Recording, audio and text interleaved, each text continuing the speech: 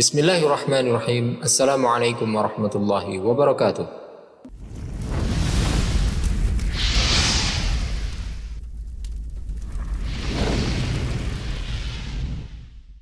Di sudut timur Masjid Nabawi yang megah di Madinah Al-Munawwarah terdapat makam Rasulullah SAW atau yang dikenal dengan Al-Hujrah Asy-Syarifah, yang merupakan rumah tempat tinggal Ummul Mukminin Aisyah radhiyallahu anha bersama Rasulullah SAW. Allah SWT telah memuliakan ibunda Aisyah radhiyallahu anha dengan menjadikan makam Rasulullah SAW di tempat tinggalnya bersama dengan dua sahabatnya Abu Bakar As-Siddiq dan Umar Al-Faruq radhiyallahu anhuma.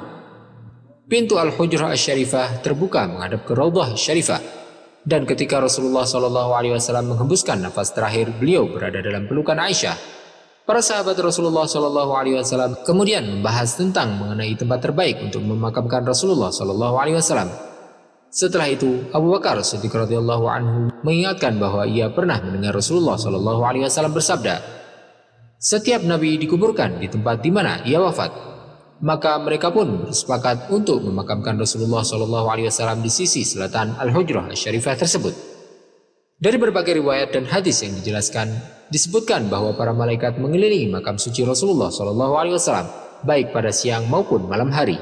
Mereka berselawat kepada Rasulullah SAW sebagaimana yang disebutkan dalam riwayat Ad-Darimi dan Al-Baihaqi. Ummul Mukminin Aisyah radhiyallahu anha tinggal di bagian utara Al-Hujrah Asy-Syarifah tersebut tanpa ada penghalang antara dirinya dengan makam Rasulullah SAW. Ketika Abu Bakar As-Siddiq radhiyallahu anhu meninggal, Aisyah radhiyallahu anha mengizinkan agar beliau dimakamkan bersama Rasulullah SAW, dan akhirnya beliau pun dimakamkan di belakang Rasulullah SAW dengan jarak satu lengan, di mana kepalanya searah dengan kedua bahu Rasulullah SAW. Setelah itu, Aisyah radhiyallahu anha pun tidak menaruh penghalang antara dirinya dan kedua makam tersebut, karena mereka berdua adalah suami dan ayahnya. Namun ketika Umar bin Khattab radhiyallahu anhu meninggal dan Aisyah mengizinkan agar ia dimakamkan bersama kedua sahabatnya, maka ia pun kemudian meletakkan penghalang antara dirinya dan makam-makam tersebut, karena Umar bukanlah mahram bagi Aisyah radhiyallahu anha. Al-Hujrah Asy-Syarifah telah mengalami berbagai perbaikan dan renovasi.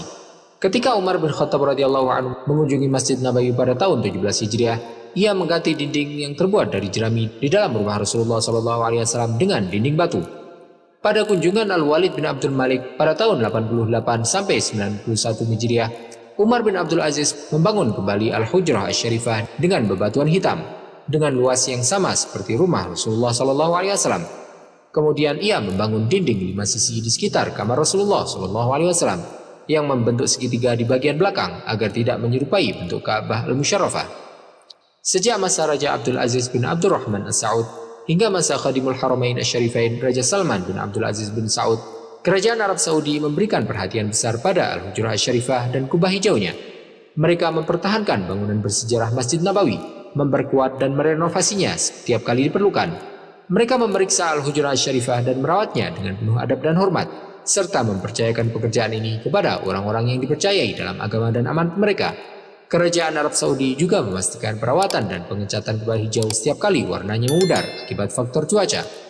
Wallahu ta'ala alam wa sallallahu wasallam wa baraka ala sayyidina Muhammadin wa ala alihi wa sahbihi ajma'in.